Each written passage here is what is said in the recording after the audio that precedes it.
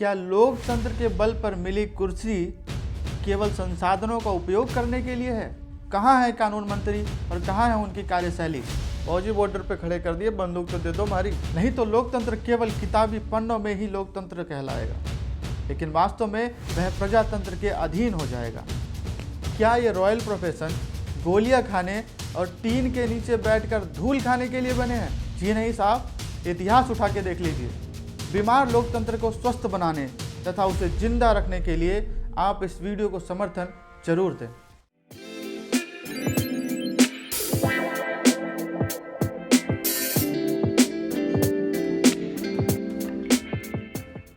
नमस्कार दोस्तों, आज एक बेहद गंभीर मुद्दा मैं आपके सामने रखने जा रहा हूं। आज़ाद भारत के संविधान की देन लोकतंत्र, जिसका हवाला हम बार बार देते हैं। अगर इस लोकतंत्र को प्रजातंत्र में बदल दिया जाए तो परिस्थिति क्या हो सकती है, आप विचार कर सकते हैं। वैसे भी लोकतंत्र केवल 5 साल में एक बार अपनी ताकत दिखाता है और उसके बाद कहीं गुम सा हो जाता है।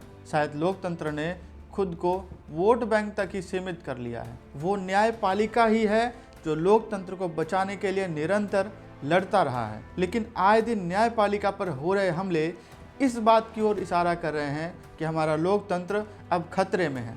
जी हाँ, लोकतंत्र केवल तब तक जीवित है जब तक न्याय व्यवस्था सुरक्षित है। 2012 साउथ दिल्ली 3 जजों पर जानलेवा हमला किया गया। तेलंगाना में कोर्ट से वापस लौटते समय रास्ते में दिन दहाड़े वकील की हत्या कर दी जाती है।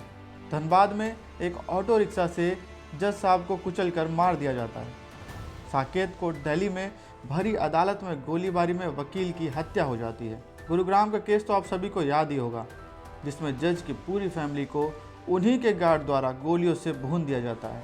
और अभी हाल ही में मधुबनी में जज साहब के चैम्बर में घुसकर कुछ पुलिसकर्मियों द्वारा उन्हें जान से मार देने का प्रयास किया जाता है। और ऐसे ही न जाने कितने तमाम अत्याचार और जुल्मों का सामना प्रतिदिन न्यायतंत्र को करना पड़ता है। लेकिन इसके बाद भी लोकतंत्र को जीवित रखने के लिए न्यायतंत्र इन सभी का सामना करते हुए अपने कर्तव्य को निभा रहा है। क्या लोकतंत्र के बल पर मिली कुर्सी केवल संसाधनों का उपयोग करने के लिए है? क्या लोकतंत्र को जीवित रखने का ठेका केवल न्यायपालिका का है?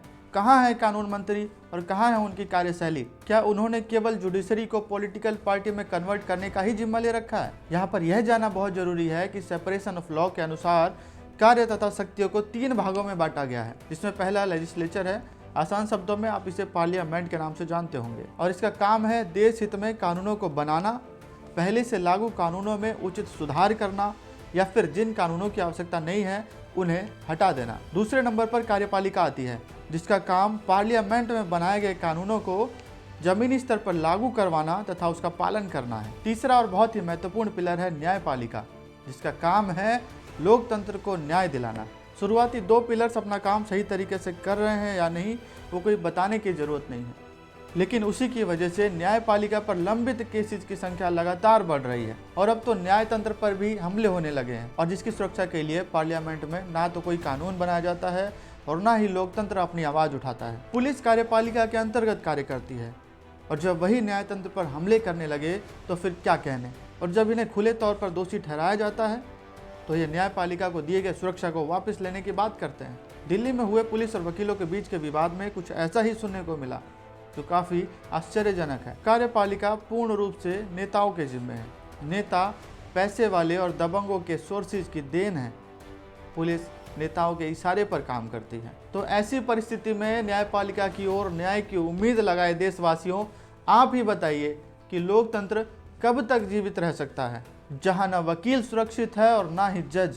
वकीलों के लिए एडवोकेट एक्ट तो बना दिया, लेकिन उनके प्रोटेक्शन का क्या, उनकी फैमिलीज का क्या, उनके इनकम सोर्स का क्या? एडवोकेट प्रोटेक्शन एक्ट वर्षों से लंबित है। क्यों? कानून मंत्री इन सब बातों को जानते हुए अपनी आंखें मूंद कर कबूतर बने बैठे हैं। आखिर क्यों? पार्लियामेंट में लोकतंत्र के लिए न्यायतंत्र को मजबूत बनाने का प्रयास नहीं किया जाता। आखिर क्यों? ब्रिटिशों के ज़माने के कानून आज तक चल रहे हैं, उन्हें बदला नहीं जा रहा। आखिर क्यों? क्या ये रॉयल प्रोफेशन गोलियां खाने और टीन के नीचे बैठकर धूल खाने के लिए बने हैं? जी नहीं साहब, इतिहास उठा के देख लीजिए। देश को गुलामी की बेड़ियों से आज़ादी तक जब जब जरूरत पड़ी है, वकीलों ने ही देश को राह दिखाई है।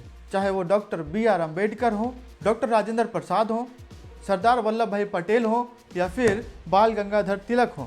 और आज भी अगर कार्यपालिका और विधायिका ने न्यायपालिका को मजबूती नहीं दी तो लोकतंत्र को आवाज़ उठानी पड़ेगी। नहीं तो लोकतंत्र केवल किताबी पन्नों में ही लोकतंत्र कहलाएगा, लेकिन वास्तव में वह प्रजातंत्र के अधीन हो जाएगा। इस वीडियो के माध्यम से मैं केवल इतना कहना चाहता हूं कि लोकतंत्र को जीवित रखने के लिए न्यायपालिका को स्पेशल सिक्योरिटीज प्रदान की जाए तथा वकालत के पेशे से जुड़े सभी साथियों के लिए सुरक्षा तथा उनके रॉयल प्रोफेशन को मेंटेन रखने के लिए एक मिनिमम आय सुनिश्चित करने का कानून बनाया जाए। बीमार लोकतंत्र को स्वस्थ बनाने तथा उसे जिंदा रखने के लिए आप इस वीडियो को समर्थन जरूर दें और इसे दूसरों तक भी पहुंचाएं। आपका समय देने के लिए बहुत बहुत धन्यवाद। जय हिंद, जय भारत। फौजी बॉर्डर पे खड़े कर दिए, बंदूक तो दे दो हमारी।